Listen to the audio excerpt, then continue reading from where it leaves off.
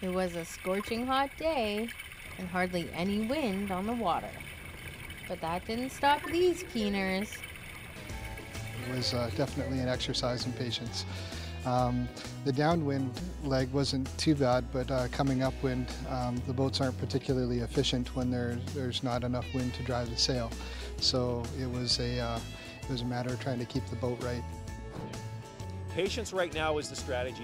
If you're careful, and when the wind starts to pick up, you can actually steal other people's wind. If you come in behind them and take their wind away, their boat will die, and then you'll pick up the wind and you'll take off. So the strategy really, once the wind starts to pick up, is going to be about position. Strategy is one thing, but the real challenge was surviving Alberni's blistering hot sun in a tiny little boat next to the same person for 5 hours. Well, that's what helps when you're good friends. We know when to shut up. You've no idea how long it is.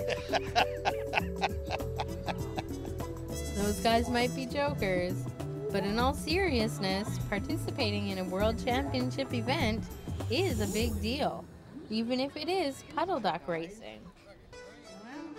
You can have any size sail, you can have any number of sails, you can have any design.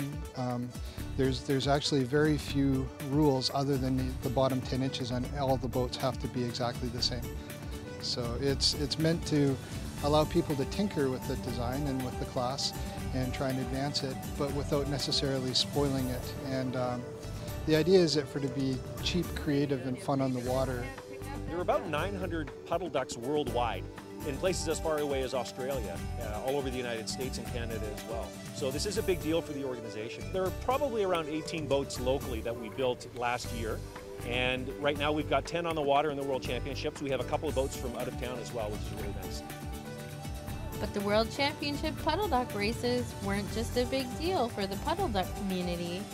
It was also a big deal for Alberni and its ever-improving waterfront.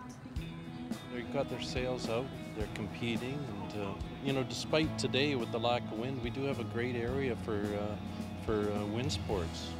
It's really neat to see the puddle ducks out here, and it's neat to see how it started out as a very small enterprise and it's grown into quite a large one.